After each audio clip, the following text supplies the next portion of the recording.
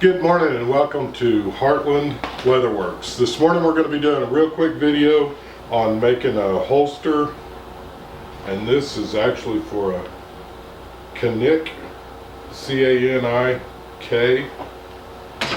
handgun with a mag pouch holder on it as well. So that's what this video is going to be about, so let's get to the video.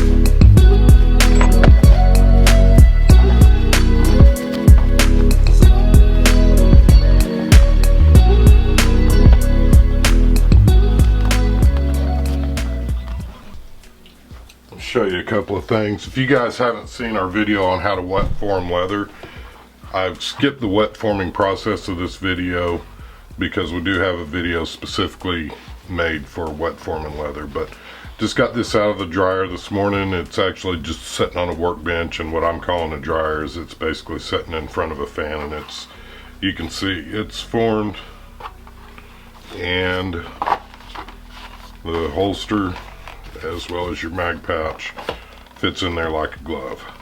So that part's done. One thing that you want to be mindful of when you're finishing up is once you smash this in here, depending on how tight you sew your lines, you'll end up with your gun sliding in or out a little bit more. So what we've done is we've gone in here to make sure that when you're gripping the gun, you're not actually bending over the leather and the leather's not in the way. That way you can actually get a hold of your tool and pull it out nice and easy, and this leather not be interfering. So as you can see, what we've done is I've trimmed this back a little bit with the razor blade, and then I've gone in and sanded it.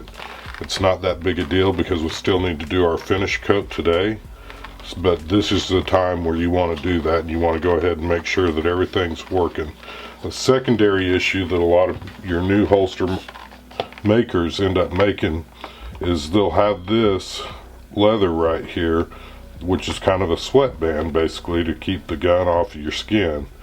They'll have this covering up the mag release. Now I'll show you what the problem is if that leather's there and this is tight against your belt, you'll actually end up hitting that mag release while you're wearing the gun. So what I do is I come in here and I make sure that when this leather comes in, it's not hitting that mag release at all. No way, shape, or form. And then if you notice, this leather's thick enough that that's a smooth surface now. So the chances of accidentally ever hitting that magazine release or the holster causing the mag release button to get hit are very slim because we've got it cut away now.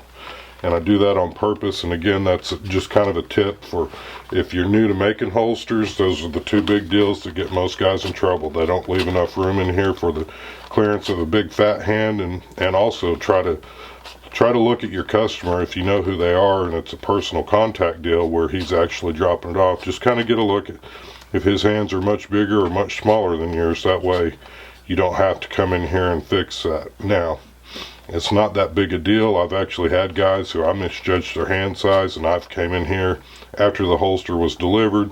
You can still trim this back, and that's what we're going to do right now. Is I'm going to show you how to address these edges and finish this holster up. So we'll just go ahead and get started with that right now.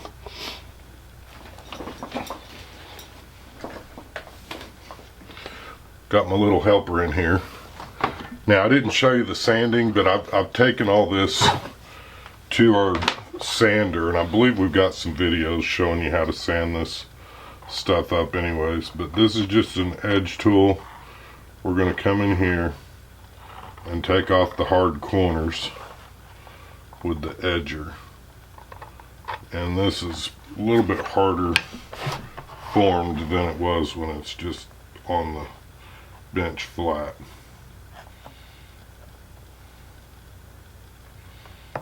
But it's still doable.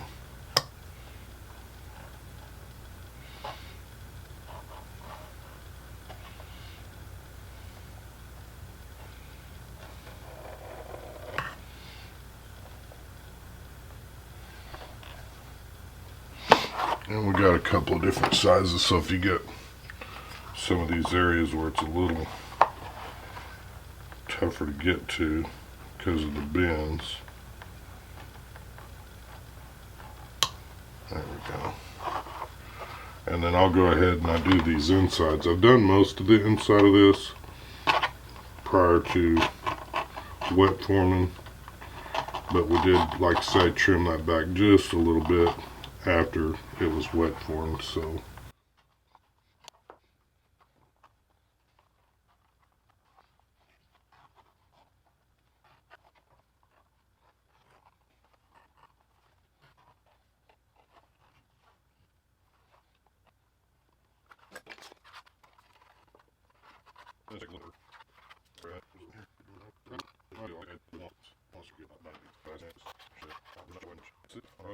Alright guys, so I'm just going to be using the exact same die that I was. If you wanted a darker edge, what I've done is this is the Tandy Pro die, and it's the light brown. I've also used the Tandy Pro die dark brown just for the edges, but the edges are going to darken it up after we get done actually doing them as well, as far as running the circle slicker or whatever you're going to end up doing. But this just goes on real quick and easy, just to tidy up all the edges from what we've trimmed and the edges that weren't necessarily done.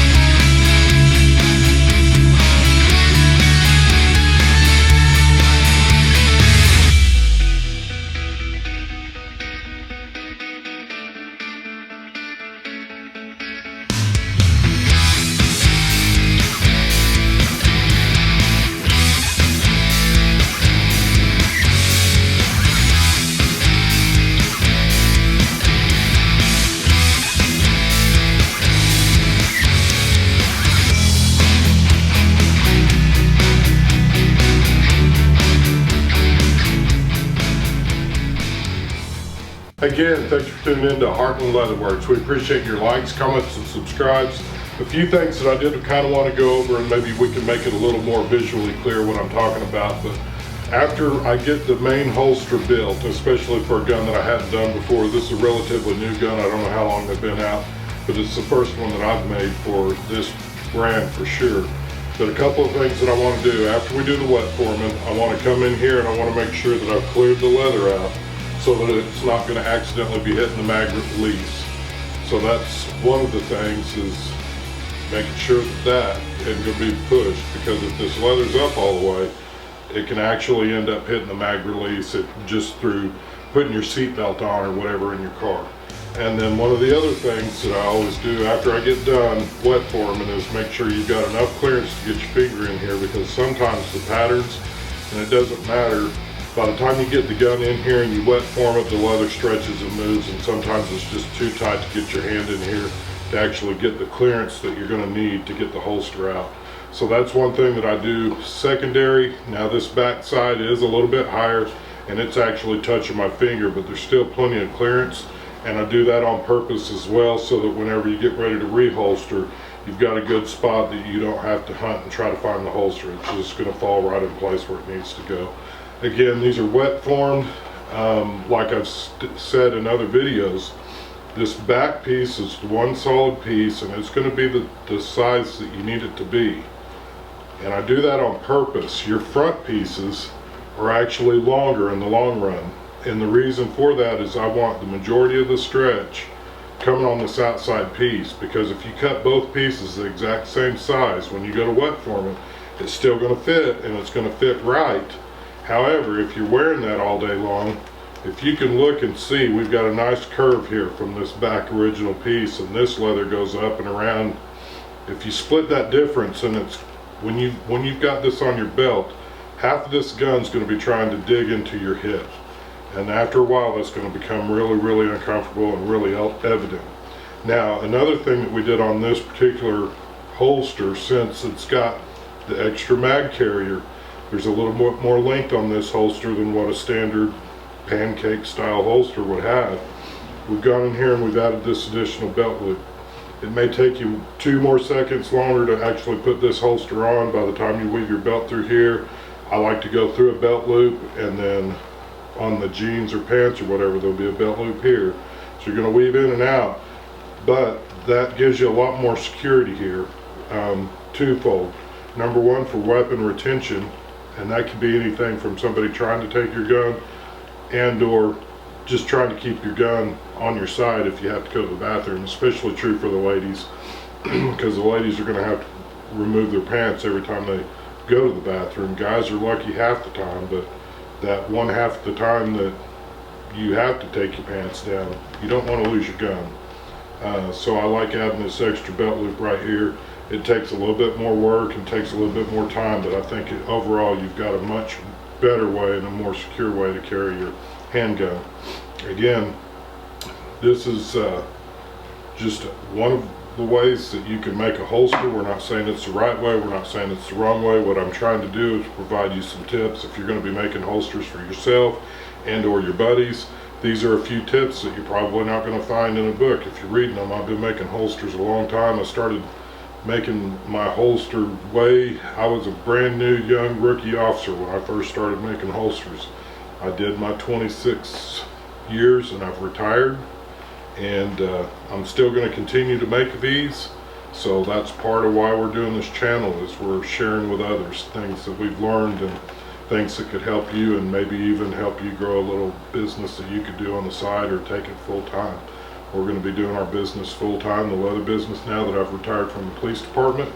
And yeah, again guys, we appreciate your likes, comments, and subscribes. May each and every one of you have a safe, healthy, and blessed week. Bye bye.